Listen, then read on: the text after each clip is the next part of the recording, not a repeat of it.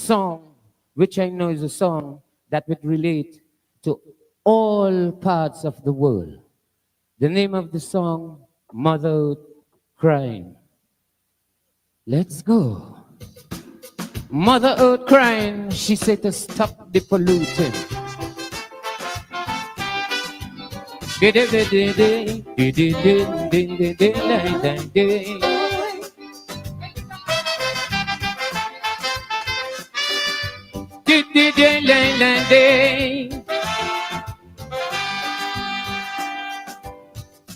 In the beginning, by the sixth day morning, the whole creation was given birth. And then God made man and give him dominion over every living creature on the earth. Tragedy in the garden, we all know it happened. Shamefully banished from Eden, we witnessed the first paradise lost. And since then it's Mother Earth who end up paying the cost. That's why I'm pleading, Mother Earth is crying. She said to stop the polluting. Oi, oi, oi. Mother Earth is dying. We got to stop the polluting. Oi, oi, oi. All attitude got to change and priorities rearrange. We got to become more competent. The way we protect the environment and fight for all that it's worth. Fight to save Mother Earth. Oi, oi, oi, Mother Earth crying. Oi, in case you don't know, the planet Earth dying slow. What a sad way to go. Oh yeah, tell them. Give it.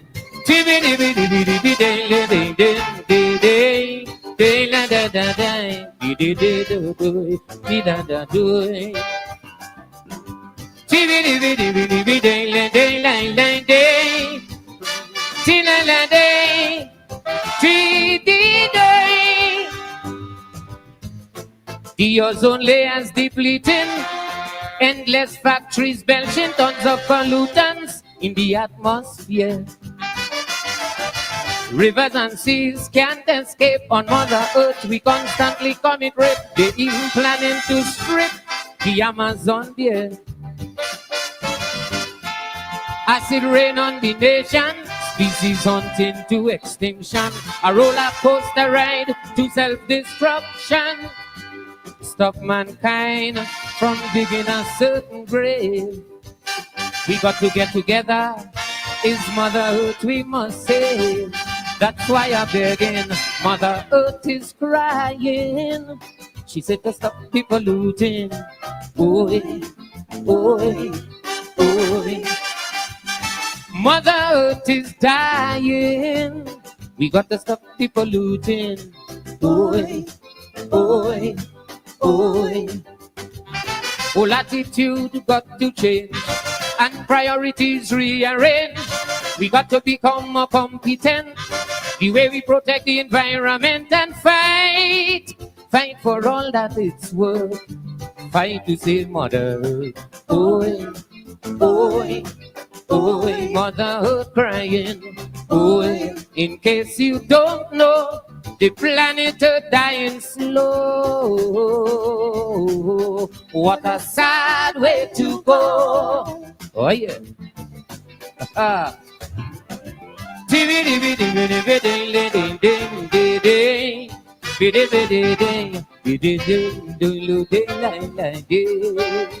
Give it.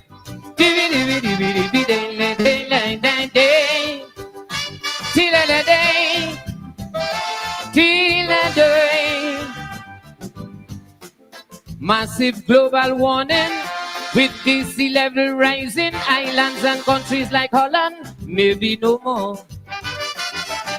As natural resources deplete, people can't find food to eat. Famine for both rich and poor. Impossible we might think, but we tottering on the brink. Next thing you know, we become extinct. The cancer we create have motherhood soul, and she's going to give up the ghost when she can't take no more, no more. Gaga. Mother Earth is crying. She said to stop the polluting. Oi, oi, oi. Mother Earth is dying. We got to stop the polluting. Oi, oi, oi. Whole attitude got to change and priorities rearrange. We got to become more competent. The way we protect the environment and fight for all that it's worth. Fight to save Mother Earth. Oi, oi, oi, Mother Earth crying. Oi, in case you don't know, the planet Earth dying slow. What a sad way to go. Hey. Give it.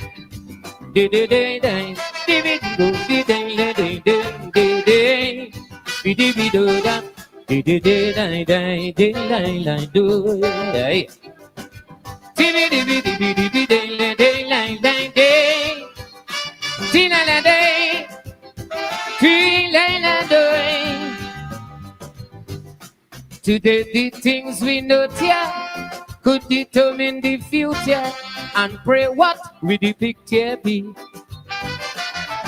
See grandson and granddaughter fighting chaos and disaster as Mother Earth protests violently. Wake up people, and be part of the struggle. The planet Earth in serious trouble. We got to end this melancholy refrain. We cannot afford to lose paradise again. That's why I'm pleading. Mother Earth is crying. She said to stop the polluting. Oi, oi, oi. Mother Earth is dying. We got to stop the polluting. Oi, oi, oi. Whole attitude got to change and priorities rearrange. We got to become more competent. The way we protect the environment and fight for all that it's worth. Fight to save Mother Earth. Oi, oi, oi, Mother Earth crying. Oi, in case you don't know, the planet Earth dying slow. What a sad way to go. Thank you very much, ladies and gentlemen. God bless you. Love you. It is rearranged. We got to become more competent. The way we protect the environment and fight for all that it's worth. Fight to save Mother Earth. Oi, oi, oi, Mother Earth crying. Oi, in case you don't know, the planet Earth dying slow. What a sad way to go. Hey. Give it.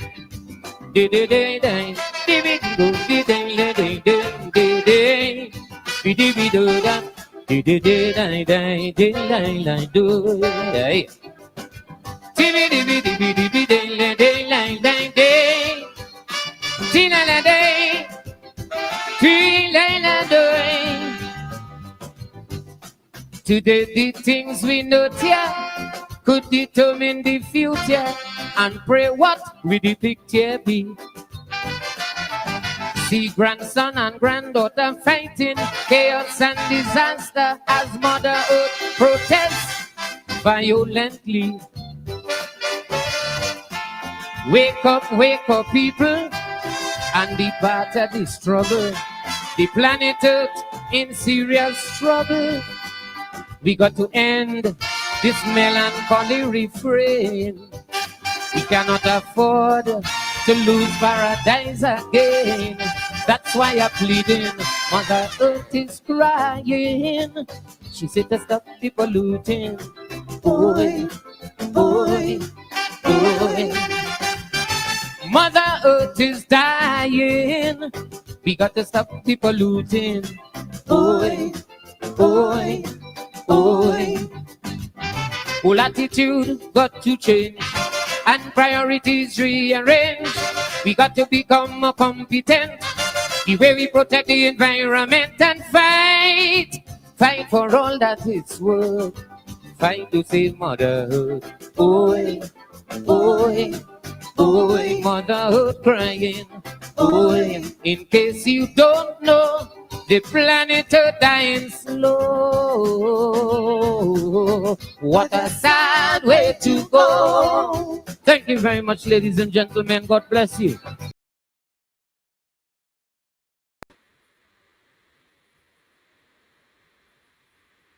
Oi, oi, oi. Badabalam, bam, bam, bam, bam, badem, bam. Yebelapalame. Hey, the Baron himself, Mr. Timothy Watkins. And yes, Don, I agree with you. The sweetest voice in Calypso. Oh, what sugar. We know about the Baron belting it out for the ladies. I see ladies do something when Baron in concert in the same Washington, D.C. And I ain't calling me big lady friend a name. Oh, Lord. When you see Baron land in tongue, woman, Baron is known as the ladies' man because, you know, he sings the soca ballads. But here is Baron tonight doing Mother Earth is Crying. Mother Earth is Dying. Timothy Watkins, the sweetest, sweetest, sweetest voice. Teacher George would say, oh, Jesus Christ, let they throw sugar in my mouth. Boy, Mother Earth is crying. Mother Earth is dying. Whenever I teach my course on Calypso, I would challenge my students and I would say, give me any topic in the world and I'll find a Calypso for you. And usually they try to stump me by giving me the environment. When I lick Baron upon them, they say, well, Dr. Hinds, you win.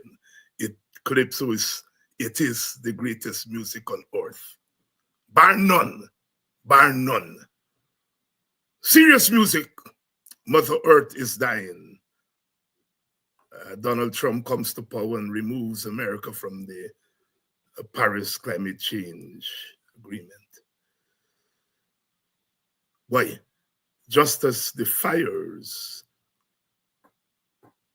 are licking down in California, just as North Carolina almost destroyed the other day. We in the Caribbean have to be concerned because, you know, we are the most environmentally challenged region in the world per capita. You know, tourism brings us lots of revenue, but it messes up with our environment. All those beaches and beachfronts that are eroded, it messes up with our environment. All those cruise ships that come into the Caribbean Sea and they empty all that mess in the Caribbean Sea, it makes us more environmentally challenged. And with our oil and gas in Trinidad and Guyana and Venezuela and Suriname to come, oh boy, oh boy. It means that our governments have to spend more money on protecting the environment. Yes, we have to fight Exxon and others to make sure that they help us to keep our environment safe. We saw that little oil spill when that tanker, with that tanker the other day off Tobago. And that was just one tanker. And we saw what happened. In our greed, and we have lots of greed in Guyana, we have to make sure that we no longer take a hands-off attitude as far as our environment is concerned. Good evening to you, wherever you're joining us from. We have two guests tonight, Kedaki Amsterdam of Guyanese Morning Time fame. I was on his program. I'm on there on Wednesday mornings. And so a few people told me today, well, Dr. Hinds, why don't you reciprocate? Your mind too bad. Why don't you bring Kedaki on? You know, Kedaki is a businessman. So I would bring him on every night if possible. But he's a businessman and he does. Danette Booker from PA. The country woman, Danette Booker. Danette, why Danette? Danette.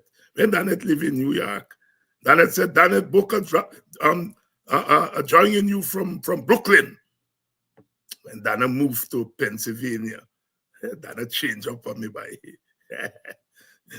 This is Danette joining you from PA. You're making joke with we people. We got style. And we got fashion. Danette change up on me. Change up. Danette, I love you. I love you tremendously. You're my partner. We don't catch up plenty now because you live in PA. And you don't come to GT as steady as you used to come. So I miss you. We miss you. All of we miss you. Me and Zap and Brother Mark. That you're gonna kill me. Me, Zap, Brother Mark. All of we miss you bad. Good evening, Danette. Good evening to all of you. I know it's cold bad on the East Coast. For those of you there in New York and PA and Washington, D.C. Oh, I know you're all there in the deep freeze there. You know, every time I go back to Washington, D.C., Maryland to visit my sisters and brothers and my plenty nieces and nephews and cousins and all my old time friend them and so on, I just felt by, oh, Jesus Christ, I should come back here. But when you see the cold bite, they say, me gone. Back to the desert in Arizona. And from the desert to GT. Oh, Jesus Christ, that cold. What going on there? Wait. Karen Black, you in the call? June Chase, you in the call? Ingrid, you in the call? Changi, Lynette. Yes, I know it's cold bad. It's cold bad in Maryland. I talked with my sister this morning. She allowed for cold. Oh, Jesus Christ, my brother, it cold bad. I know. And when me go there with my little hot skin, because you know when you're there, your skin get hot. And when you go there, since the cold knock you. Lynette, you should get accustomed to the cold now. Mojine. Lynette. Mojine and Lavorne. Mojine, you should get accustomed to the cold now. You're there long. Good evening to all of you. Ronel, Hanover, good evening to you. And for you, all who are joining us from Guyana, thank God. Thank God. I mean, you all just got to deal with the deep freeze there. Jack Dio and Irfan and them, they equivalent to the coal. But the physical coal, you don't have to deal with. Thank God for Guyana, yeah? Hey, Ingrid says she's there in Harlem. Cold bad, it's cold bad, it's cold bad, it's cold bad. All right, tonight we want to continue talking about the budget. And as I said, Kadaki's here, and we are expected to be joined by Adriana Thomas in a little. I think she has blackout up there on the East Bank where she is. So you see, all you get coal, Denny's Officer Booker, you all get coal there. And in Guyana, they get blackout. Blackout. As young Elson Lowe said, when he opened the budget and he see that they give him tax break on generator, he said, pim. The budget telling we look out for more blackout. Hey boy. Let me bring in Kidaki. Brother Kidaki, good evening. Good evening, Dr. Hinds and viewers. How y'all do? We're doing quite fine. Hey, Chinese send Jack Dio without the court. Legal for some punishment in the court without the court. Like them Congo people, they said they don't by. Hey, Kiraki, when you get big when Congo pasture, stop being Congo pasture. But then I get no place where people make your belly bust with laugh more than when you go Congo pasture. Congo can crack, joke, bad. You know about Congo pasture, Kiraki? If it's over Annandale, yes. Here, Chinese, here he said, if it's over Annandale, tell you it's not Annandale. If it's a boxer man, you don't say Annandale. What you say? Annandale. Not Annandale. Yeah, as a youngster, I remember going over there with Tora and well, I can't remember all of them names, but definitely Tora was one of the sisters I remember. But Tora, you're talking about Sissy Bob daughter. Sissy Bob and Tora and Sissy Bob is Tora's mother. Tora's little yes, girl. I know. Tora's little girl. Well, me friend them is Tora and them, and me drink friend when Tora come across a boxing.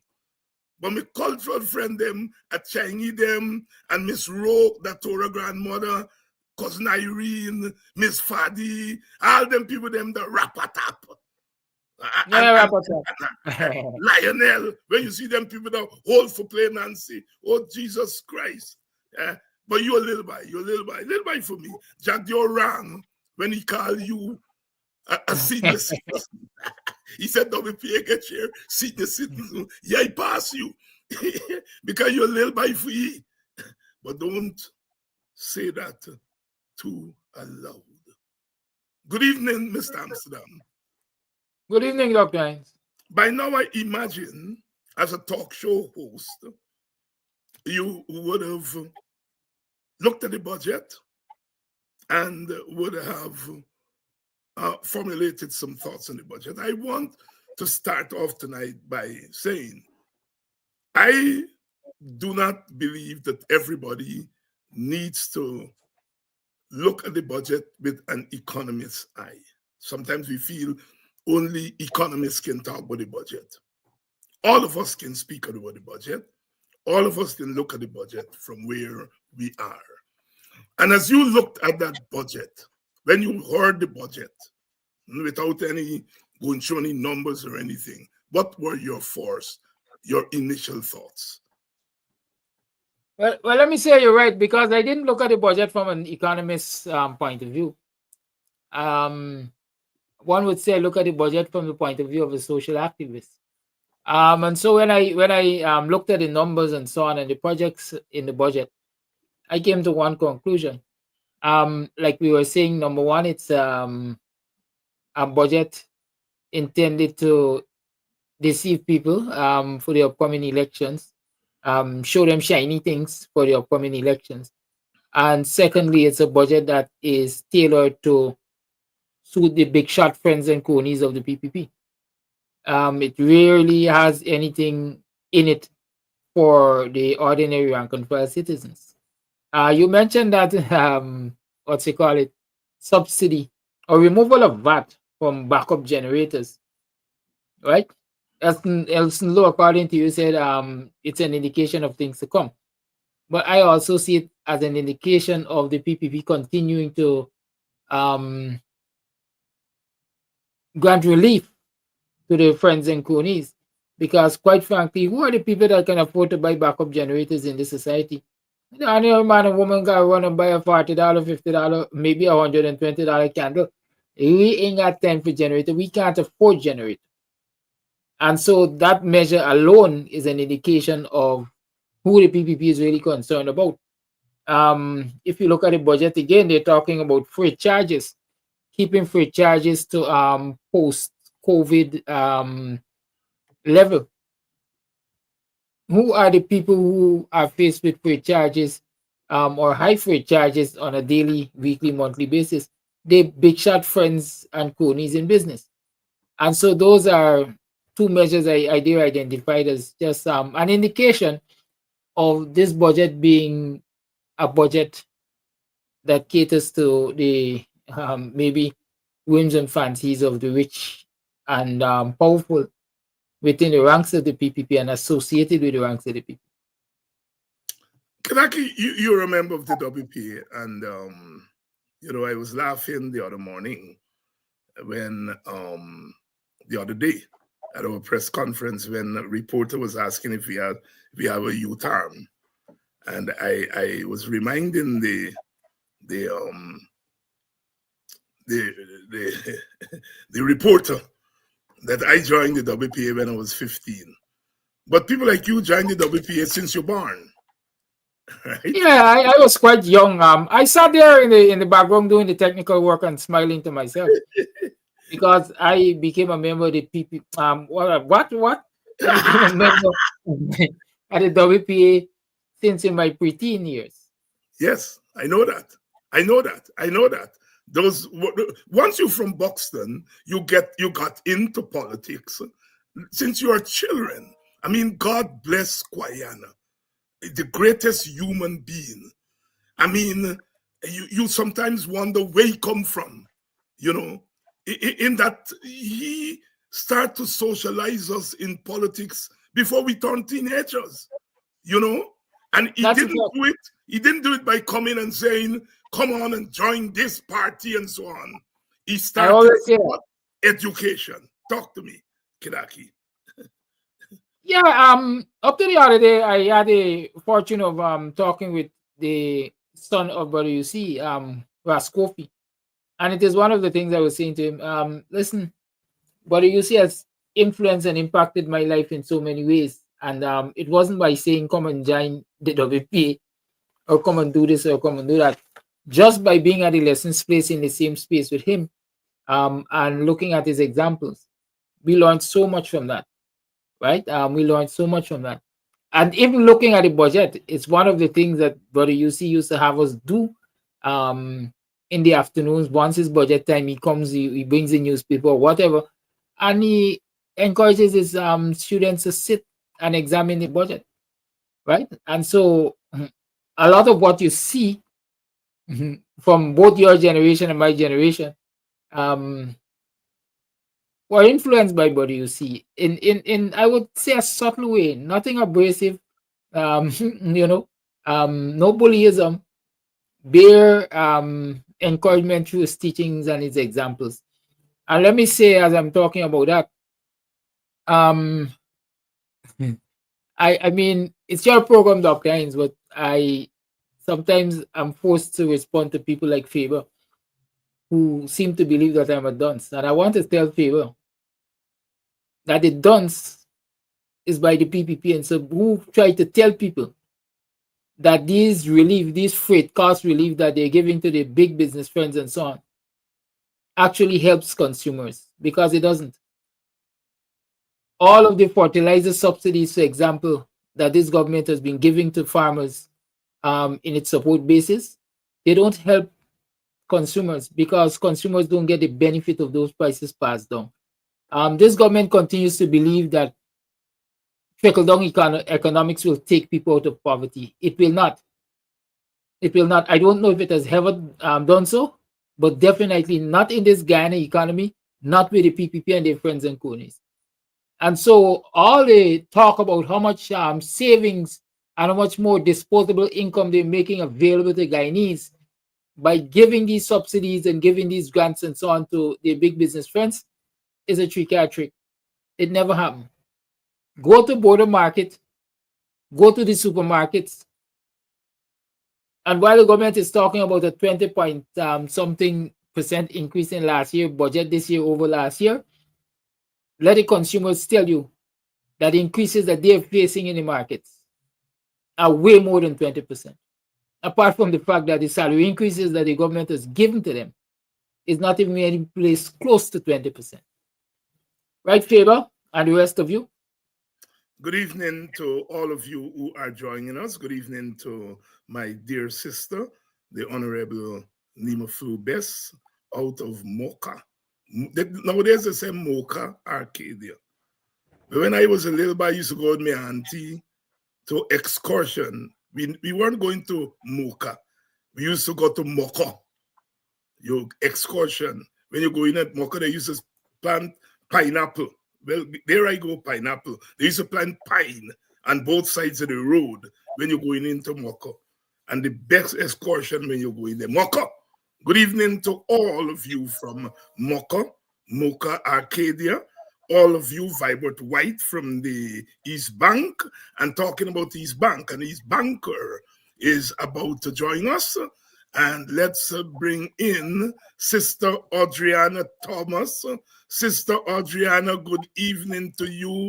You are battling blackout, I understand, all day. Yes, Dr. Hinds, we had blackout since this morning, and it came back on about this evening, sometime this evening. So yes, well, we are just getting started with the program. Kidaki was just giving his general reflections on the budget, and okay. I said at the beginning of the program, I do not ask my guests to all come at the budget from the standpoint of the economists. Economists are people who were trained in a particular way, and so they come at the budget. But you come at the budget, I would imagine, as a political activist, a social activist. And we also need that perspective on things like the budget. As you had your first taste of the 2025 budget, $1.3 trillion and counting, what were your first thoughts as you looked at that budget? Thank you, Dr. Hinds. Good night to you, and good night to Kadaki and your viewers. Dr. Hinds, I also come at the budget as a development practitioner. I've been practicing development for the past more than 25 years. And as a practicing development, I've seen development at its best, and I've seen development at its worst. I've seen growth at its best and growth at its worst. This is in the global context. So I also come at the budget from that perspective. I'm also coming at the budget from the perspective of planning and policy, planning and implementation, because I work as a consultant, and many times I work I'm also a project manager, and I'm also looking at the budget in the context of what are the objectives and how does the government intend to achieve the outcomes based on the objectives. So it's also looking at it from that strategic perspective too, in terms of implementation. Yes, and I'm very glad you remind me of that.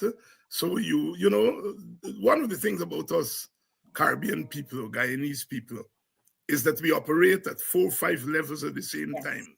You know, we are, um, consultants and activists and educationists and, management people and so on. And we always wear so many hats at the same time. Good evening to you, my brother Stanley Wilson. I can see, you see, I ain't lying. Stanley said the best and sweetest excursion was in Moko. Nima, I think you is a little girl. You may not remember those, and you don't look like the excursion type. But the best and sweetest excursion used to be in Moko. You might have been a little girl at that time, but ask your mother, ask your father. Excursion in Moko, oh Jesus Christ, Lord. You know, um, every community has its identity. And excursion is what was part of the identity of Mocha. These days they say Mocha Arcadia. So, Sister Adriana, your first impressions about the budget? First of all, it's a $1.3 billion budget, Trillion. and we don't have a plan. Trillion. Where is the trillion? Sorry, $1.3 trillion dollars budget, and where is the government's national development plan? Where is the and a budget must be in a national context. As I look at the budget, as I listen to how the budget is being, the presentations are being made, the question I'm asking is, what is the national development and economic context within which this budget is being developed and within which it's going to be rolled out?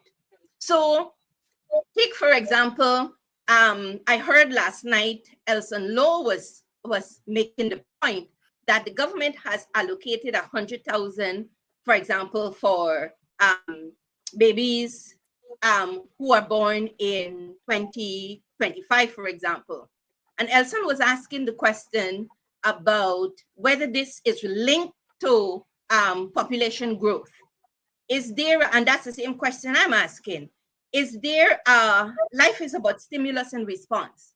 So when you see a line item like that in the budget, one has to ask, what is stimulating that response?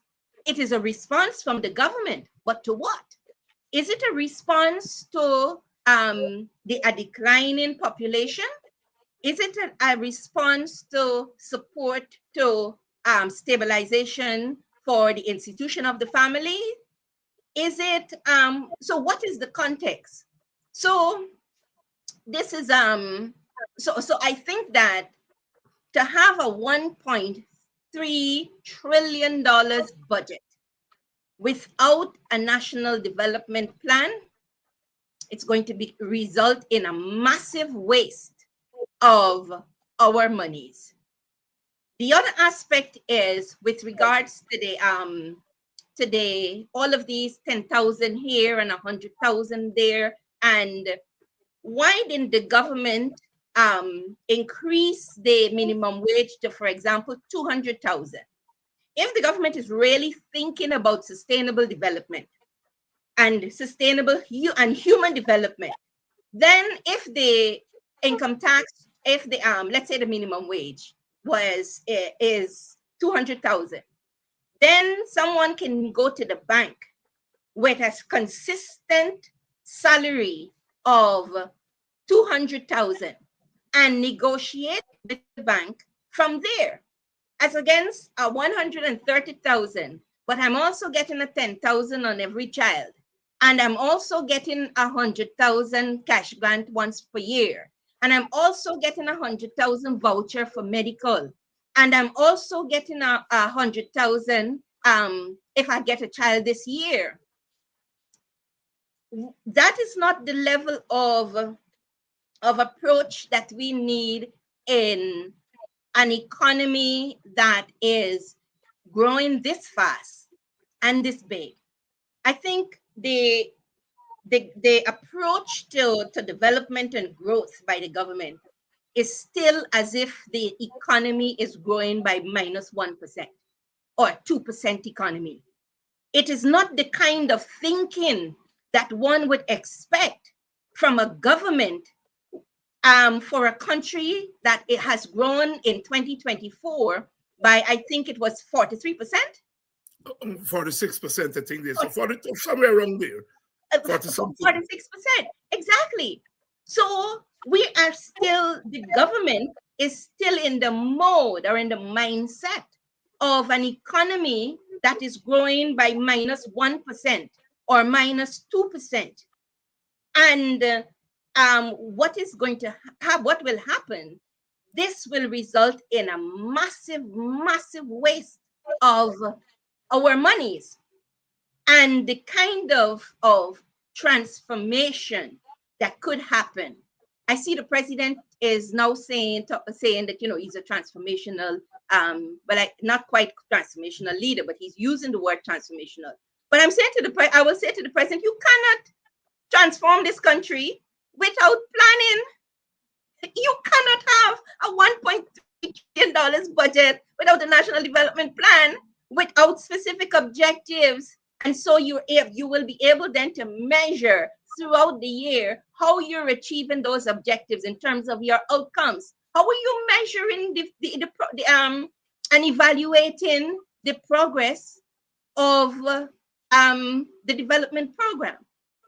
The development program, Sister Adriana Thomas here, making the profound point that you can't be transformational without a development plan. And I will stretch that a little bit further.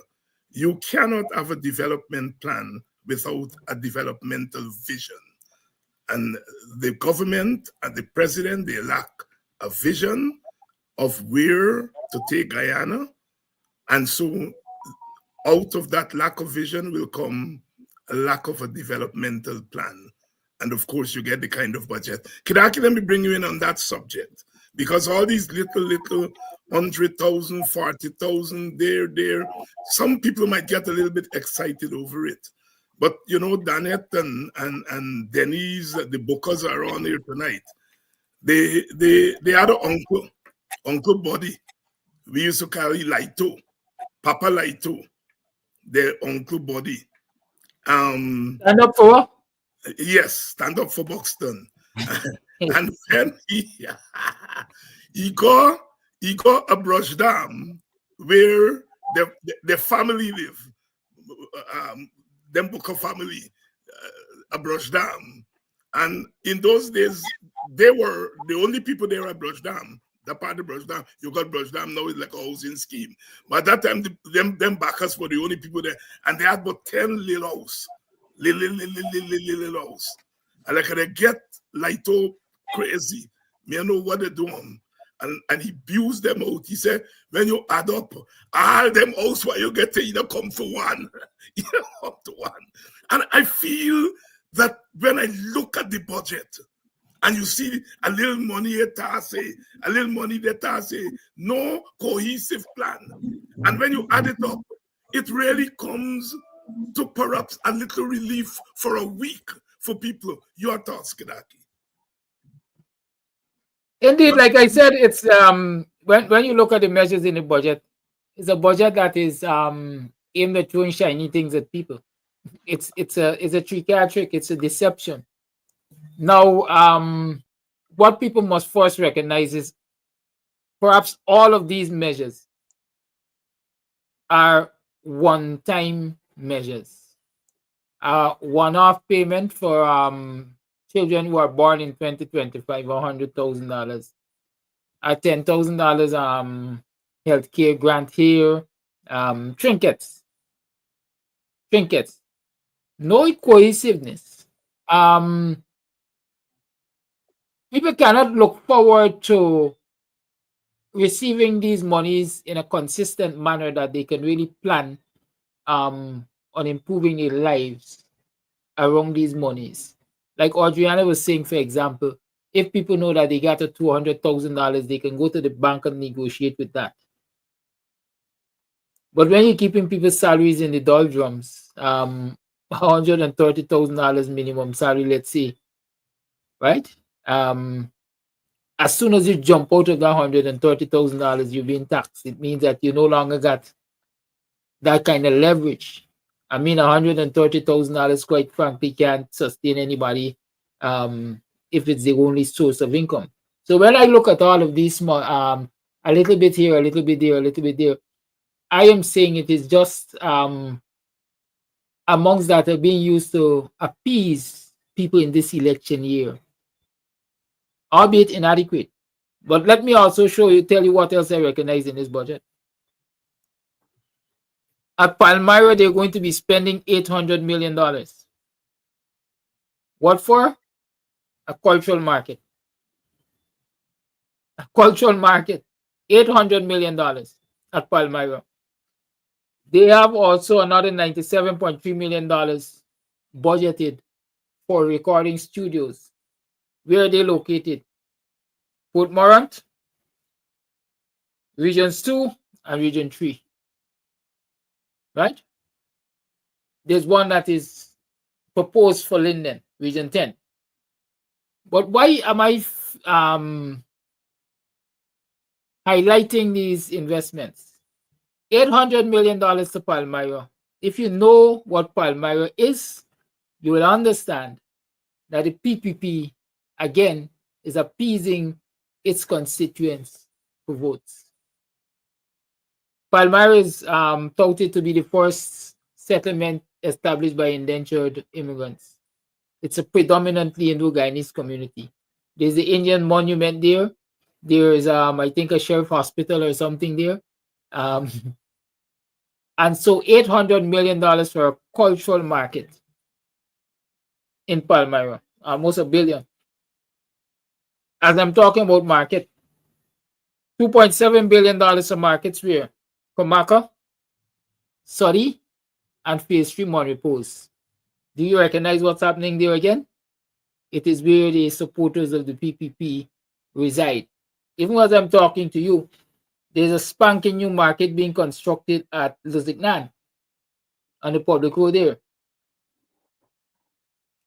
But when you look at Buxton, Plaisance, Mocha, Kitty, areas that are predominantly Afro-Guyanese, or where Afro-Guyanese are expected to ply their trade, they're constructing new markets. Right? So, like you said, not everybody looked at the budget from an economist point of view. I am seeing it from a social activist point of view, and I'm seeing Gaisuko, $13.3 billion. A Gaisuko that couldn't even make the barest of minimum target this year. $13.3 billion. Meanwhile, our old age pensioners are getting $167 a day increase on the old age pension. That's 76 US cents approximately. Public assistance.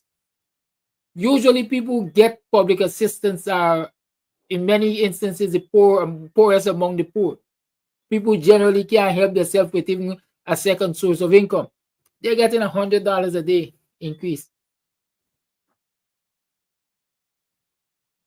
So when you look at the budget, sorry, I thought you were finished. Go ahead. When you look at the budget holistically, again, I'm saying this budget doesn't cater for the ordinary people in this society. It doesn't cater to lift them out of poverty. And like Adriana says, there is no plan.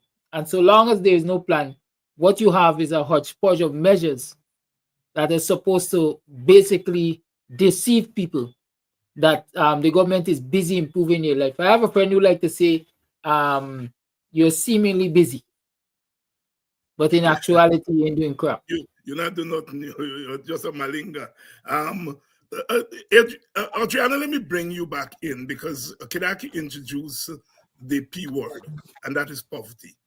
And I like to speak about poverty both from the long perspective and the short perspective.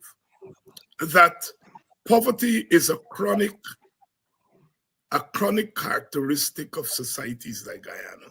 We brought into independence chronic poverty, given the centuries of enslavement and colonialism.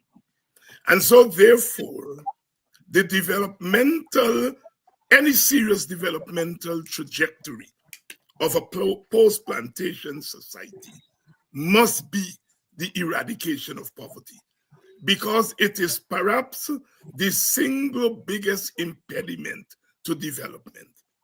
And so when we strike oil, if you're serious about development, the first thing should enter your mind is the removal of the biggest obstacle, which is poverty.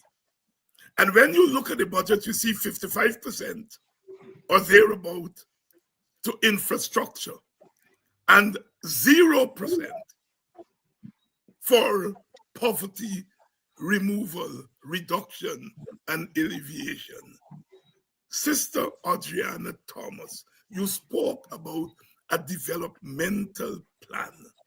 Would you agree with me that the greatest sin in this budget is its total and naked neglect of tackling poverty? Speak to us. Absolutely, Dr. Hinds. The government is doing growth creation, not poverty reduction. And so the government is trying to build a skyscraper on stilts. You cannot build a skyscraper on stilts. So they're developing the economy as if they're building a skyscraper on stilts. The foundation of this economy should be built on poverty eradication. So I would say that the government should be doing poverty reduction and growth, but growth should not necessarily be the primary focus, let's say, for the next 5 years. For the next 5 years, the primary development focus should be on poverty reduction and growth as a secondary, or I would say a primary secondary focus. So if the government is doing growth creation, for example, if someone gets a contract for 800 million Ghana dollars, with one contract, that person will be out of poverty. For the rest of their lives, they may not necessarily have to experience poverty again, because with an $800 million contract, that's going to solve a lot of your economic and financial issues and position that person or that company so they can be able to bid for other big projects, for example, and to grow. But when you set the minimum wage at $130,000 in an economy that grew by 46% in 2024, and for an economy that where all of this money is passing through this economy, it is totally unacceptable. And it clearly shows that the government is not focusing on poverty reduction, and the gap between the haves and the have-nots is widening. Not only is the gap widening, but also what is happening, the class of the haves, you're having a super wealthy few at the top, and you're pushing the middle class down to the bottom, because the middle class is narrowing, the wealthy class is narrowing, because those at the apex there, they're becoming super rich. So in terms of the gap between the middle class now and the upper class becomes wider. Guyana's economy, for example, is shaped has a triangular shape. The shape like this, if I can put it this way. And so at the apex there, you have the upper class. And then in the middle, there is the middle class. And then at the bottom, we have if we can say, for the want of a better word, the lower class. What the government should be aiming to do is to change the shape of the Guyana economy to a diamond shape. So what the diamond shape would mean is that the apex is where you would have the upper class. You bring people up from this base of the triangle by narrowing this base here, and then you have a wider middle class. So the economy, in terms of doing the poverty reduction, more people will come up from the lower class to the middle. So you widen the middle class. The apex gets narrower with the upper class, and that's how that should be the focus of the government in terms of changing the shape of the economy. By doing that, the government would also be addressing poverty reduction, for example. Just recently, I was having a discussion with some folks, and we were talking about the apex is narrowing because there are people who are becoming super wealthy from all of these multi-million dollars and billion dollars contracts, which they're getting. But the shoes in the shoe stores are dry rotting, because how many shoes can they buy? How many people who are selling clothes are going out of business? How much clothes would they need? And many of them, if they're that rich, they go abroad to purchase their clothes and their shoes. So what is happening is that the local economy is suffering if there is only a narrow middle class that can afford to purchase a whole range of goods and services. And those at the bottom cannot necessarily afford to, their purchasing power has been reduced. So the wider local economy suffers from this this approach that the government has. And and so yes, exactly, yes, so the local economy is suffering, as a matter of fact, not will suffer, it is suffering. So the government has to I don't know if the president goes down Regent Street to try to buy clothes and try to buy shoes, and realize that some of the shoes, the first time you wear them, they dry rot. And that is because the spending power of the masses is not like it used to be. I'll give you an example. When I was growing up, my parents used to purchase every month a 50-pound bag of flour, a 50-pound bag of rice, a 25-pound bag of sugar, a tin of Break-O-Day biscuit, a tin of Crispy's biscuit, a 5-pound tin of margarine, golden cream margarine, and a 5-pound tin of Canada Best. And the rest of it came from the farm and cow's milk, etc. And I used to think that we were poor. When I was growing up, I thought that we were poor, but every month we had a 50-pound bag of rice, a 50-pound bag of flour, 25 pounds of sugar, 2 big tins of one Break-O-Day biscuit, one Crispy's biscuit, the tin of Canada Best milk, and the tin of golden cream margarine. How many families in this oil and gas economy can buy a 50-pound bag of flour and a 50-pound bag of rice and a 25-pound bag of sugar? So if I'm to compare my quality of life now to when I was growing up, right? And then we didn't have an oil and gas economy. There's a vast difference. Yes, there was a point when things became scarce, and yes, there was the point where, you know, the whole story about lining up for groceries and so on. That came after that period that we had experienced. So in terms of poverty reduction, I think that the government is not really reducing poverty either consciously or unconsciously, and but they're focusing more on growth creation.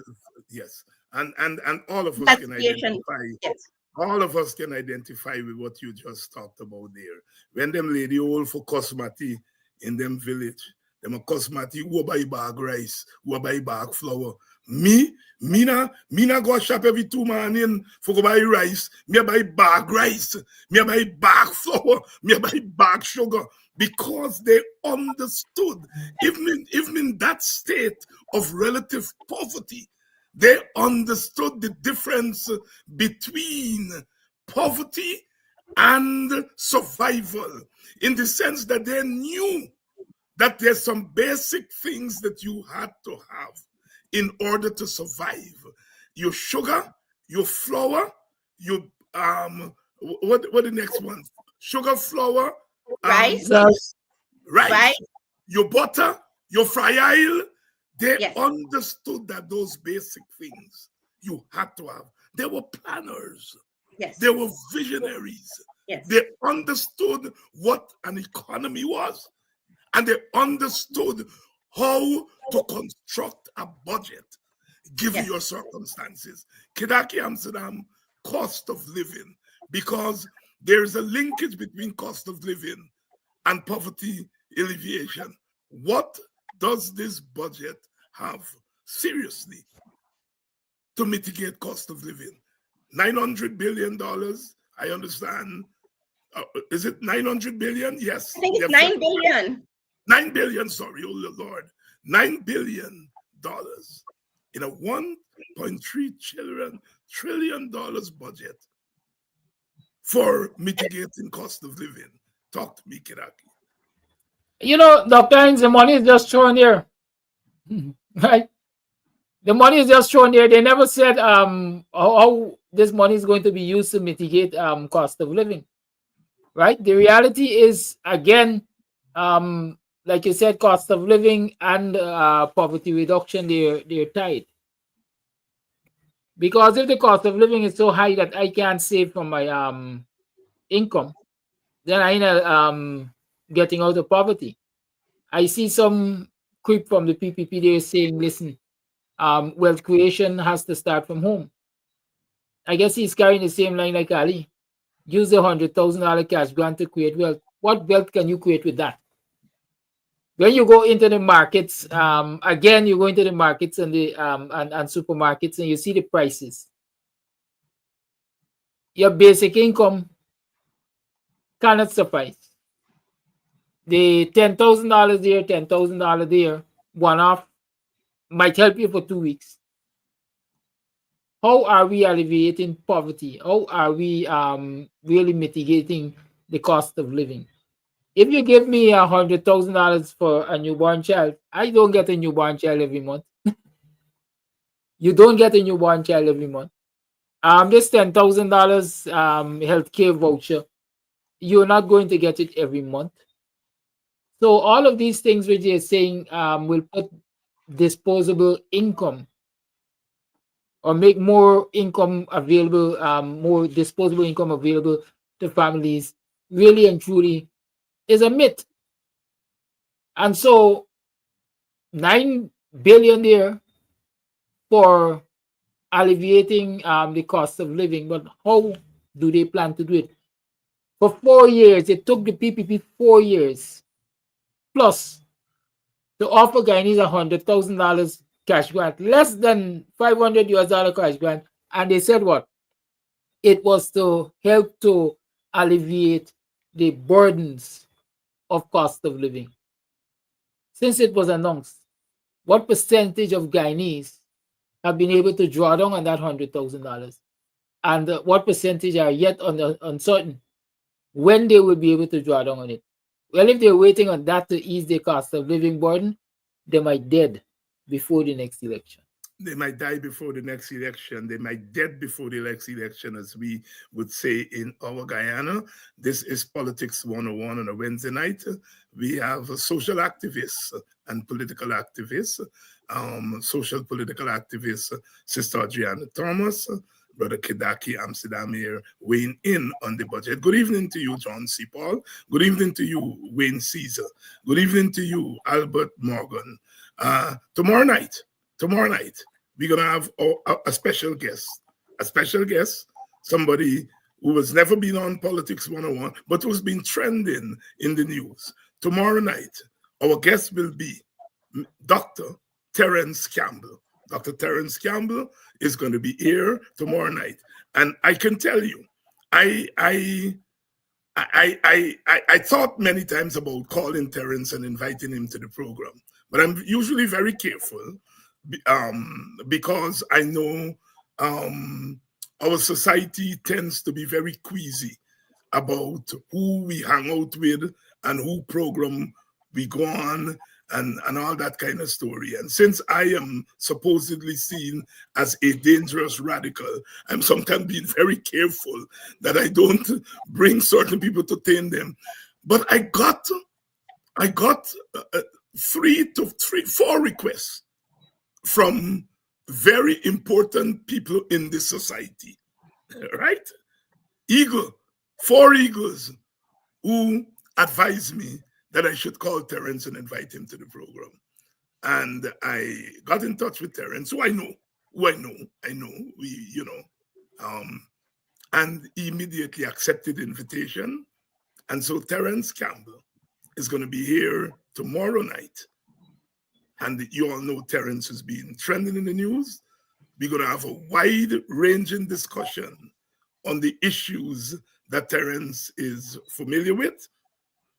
As you know, he is the one of the persons on the board of the National Resource Fund, and he has kicked up a stink that caused Jack Dio and them to go berserk. We're going to be talking about that. You all know that he's a businessman. So I'm going to ask for his businessman's eye on the budget. Big show tomorrow night. Dr. Terence Campbell is going to be here. Adriana and Kedaki, both of you, like myself, both of you are educators. And I am sure that you could not look at that budget without looking to see what's in there for education. It's $170-something million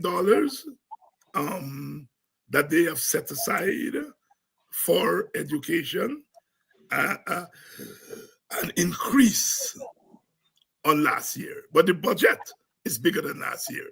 So that negates the increase.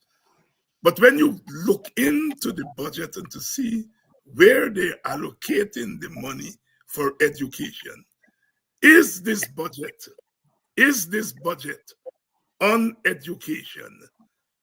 Is this budget tackling the education challenges and problems in our society? Starting with you, Adriana. Dr. Hinds, I didn't get a chance to review the education aspect because we had blackout today.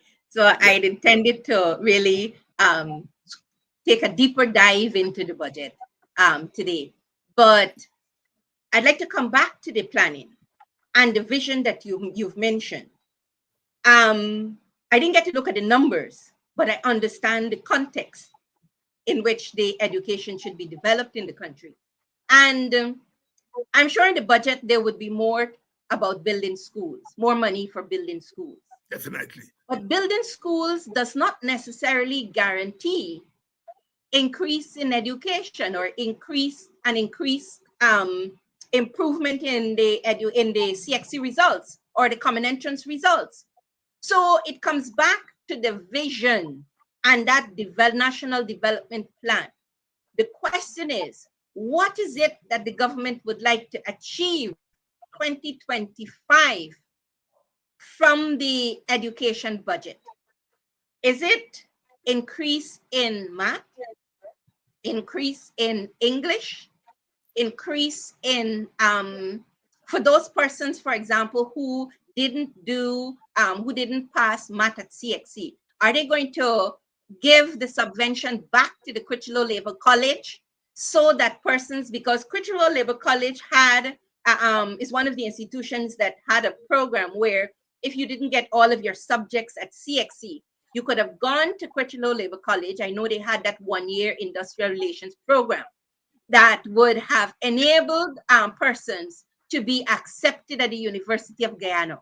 So a subvention in the national budget for an institution like Critchlow Labour College is fundamental to improving the results as it relates to education. So is it only as it relates to the CXC, for example? How would the needle move from the CXC results in 2024 in 2025 as a result of this year's budget? How will the government measure the movements? I didn't say progress because we're not sure yet, but how will the government measure what it is that they would like to achieve? So I think that the government has to come back to planning. And that should not be a secret. Our national development plan should be communicated. The vision, the plan should be communicated. So the government can't say that, oh, we're holding this close to our breast. For what? I remember growing up as a child, we used to do national policy. It was when I got older that I realized what national policy was. National policy was just what it was. They had integrated national development planning and policy into the education system. So from primary school, we were doing national policy, even though we didn't even know what national policy meant. So the government has to, I don't think that it's too late for them to do some planning. Dr. Hinds, I want to take you back to, I'll come back to the education. In 2020, when we were having this discussion on your program again, about the 2021 budget, we discussed the absence of a national development plan for such a huge budget. And since 2021, the government was saying that they're working on a national development plan. They're working on a national development plan. 4 years later, 4 or 5 years later, where is that national development plan? We cannot have a $1.3 trillion budget without one, a national development and economic plan. 2, without that plan being communicated to the citizens of this country so that we can understand how do we fit into this plan? What is expected of us to achieve the goals and the objectives in this plan? And then, I tell you, China, for example, I think had a 15-year plan. And so they every 5 years, I think it was run over, I think 3 5-year period. China in 2 generations, and India also, was able to move 600 million people out of extreme poverty. 600 million in China and 600 million in India. Dr. Hinds, 600 million people out of extreme poverty in a period of 2 generations, 40 years. And that could have only happened with planning. We are 750,000 people. So the president says, so I saw him on an interview. He said that we don't have time to plan. I'm telling you about a 1.3 billion population, and they were able to move 600 million people in each country out of extreme poverty in 40 years. And we are 30 years into, let's say, 23 years of the PPP government, 5 years now. This is 23, and 5 is 27 years, 5 years of the APNU and AFC government. And we are still not seeing. Development must not only be seen, it must be felt.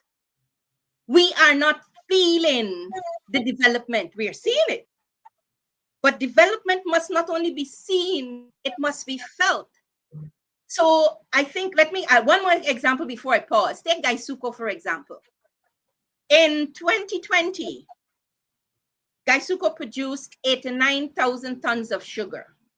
In 2024, they produced 47,000 tons of sugar.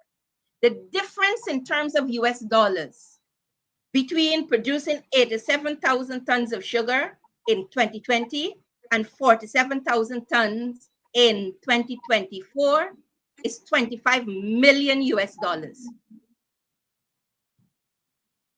So Gaisuko, as one of the major foreign exchange earners in the country, if 25 million US dollars is lost, well, that is if you moving from the 89,000 in 2020. So let's assuming that there has been over the years, that figure has been reducing. What it means is that the foreign exchange that Gaisuko was bringing in has been significantly reduced. So how has the different budgets over the years, how was the budget from 20, how has the budget from 2021, 2022, 2023, 2024 made a difference in Gaisuko? The other aspect of with relation to Gaisuko is the Minister of Agriculture said that Gaisuko had submitted an investment plan. What happened in 2021? The Gaisuko, the cost for sugar on the local market was about 500 and something US per ton at that time. On the world market, it was 200 and something US dollars, or I think it's 200 and something US dollars per ton, something to that effect. So what it means is that Gaisuko was making more money selling sugar on the local market than it was making selling on the global market. So what happened in 2021, I think, was that they increased the cost of sugar on the local market. So whereas if they used to get 500 and something US per ton, they're now getting 700 US per ton. This is why sugar has been increased on the local market, or one of the reasons.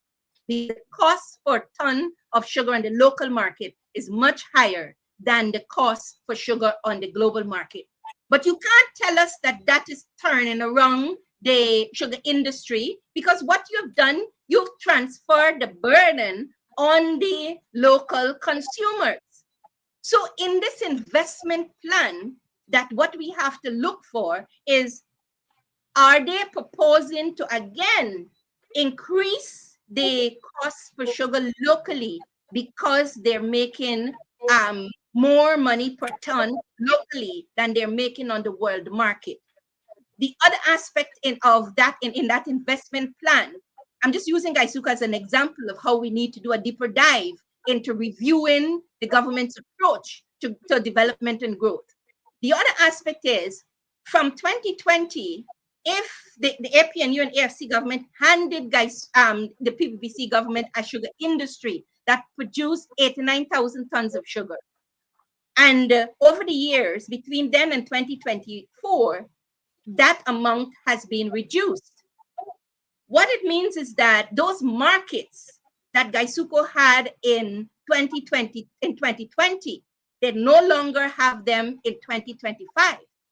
So when they do their investment plan in 2025, they must show us how they plan to get back those markets, or how they plan to find new markets for their sugar. So I'm just using that as an example. Yes. Say that the government can gloss over all of this and say that, oh, we have an investment plan, and oh, we're but we have to do a deeper dive and to say to the government that really what you did, you increased the sugar on the local market. So even though you produce less sugar, you got more money, but that was because the cost for sugar on the local market was increased. Kadaki, education. Well, Dr. Hinds, the education budget is $175 billion. The largest chunk of that money goes to building schools, building buildings, $36.2 billion. That money is going to go to build schools all over the place. And while I say all over the place, most of this construction is happening in the interior regions, where if you've been following the results, CXC especially over the years, um, Very, well, very, well, very depressing. I don't know if I have to say anything else there, right? The youngsters of those communities have not been matriculating. They have not been succeeding at CXC. And like I keep saying, this government likes to throw shiny things at people so that they believe that something is happening. Unless they invest in the quality, first and foremost, of the resources that they provide to these institutions, they're not going to be improving the education delivery to these youngsters. Like I said, the biggest chunk, 36 billion, is for construction. Let me tell you what goes to textbooks. 2 billion, Shows right? shows the misprioritizing. If $2 you billion. if your children not passing and books are important to helping children to pass exam, but you put 2 billion for books and 30 And billion. books across nursery, primary, and secondary. I think that for me tells the story with education. I don't even need to see anything else Not because yes. that paints the picture. Yeah, and our biggest problem in the education um, system is literacy. Big problem. We have a high level of illiteracy. School dropout. Half of our children drop out from school by the time they get to Form 5. All right? Teacher, Farm five, farm. retaining teachers, which means your salary. If you are thinking about improving education, you have to look at the impediments to improving and throw the money there. Especially Throw Dr. the Hines, money there. permit me, let me go back to that same interior regions Yes, thing. Most of the schools, if not all of the schools, even the extension of the CPC is staffed by untrained teachers. Untrained teachers. In order for you to get trained graduates and so on to leave the coast and go into the interior regions, you have to have incentives. yes, When you look at the incentives, it's no incentive because people are asked to leave here. Some will volunteer to leave here because I understand they get time and a half or something in terms of calculating the years to retirement. But they're asked to leave here, and when they get to those regions, they're housed in dilapidated buildings, but infested buildings and so on. Right? How is it you want to improve the lot of the children in those far flung regions when you're not focusing on getting them textbooks, getting them qualified, trained, experienced teachers to take them through the paces? You know, in as much as we cuss or people cuss the coalition government, one of the things I will always remember is under the coalition there was a smart classroom that was connected to the interior regions. So many of those children in those outlying regions were getting access to similar or same quality of tuition that the counterparts were getting outside here, right? Because the government at the time did all that they could have done to establish that uplink and downlink thing. I don't know if you can remember, but there was a big furore over equipment that was just lying in the yard of NCN, equipment that was supposed to allow for this interconnection of schools across the regions. But here, if you spend money in those places, especially in textbooks and quality of teacher, especially incentivizing teachers, it's not money you could steal. But construction is big business for all of the ministers of government. Each and every one of them got 4 and 5 and 6 shell companies. Boy. But Dr. Hinds, this is where the focus is not on human development. No. That's very clear. It's on human development. It's about building capabilities and capacity. Yes. It's very clear. And so it's and so what we have fancy schools, but fancy school trained fancy school buildings, yes, but poorly trained teachers and students who are graduating from schools or from the education system, and they're not able to make the best contributions to the development of their own lives and their families, their communities, and then the society as a whole, right? And so all of these days, we don't hear anything much about the role of the technical institutes, GITC, GTI, a lot about goal, but we're not hearing so much about how is the government transforming the technical institutes in the current oil and gas context. So this is where it comes back to the vision that you mentioned earlier. What is the government's vision to transform the technical and vocational institutions to be vital institutions or relevant institutions in this new emerging oil and gas economy? Sister Adriana Thomas and Kedaki Amsterdam, we'll have to leave it there. A busy evening this evening. We'll have to leave it there. The debate starts next week, and we'll have you guys back to dig a little bit deeper into the budget. Thank you all for coming on to this evening's edition of Politics 101. Thank you for having me, and thank you, viewers. Peace. Thank you, Dr. Hinds. Thank you to your viewers. And tomorrow night, Dr. Terence Campbell is going to be here for his maiden appearance on Politics 101. See you all. In the meantime, stay put, stay the course. The struggle goes on.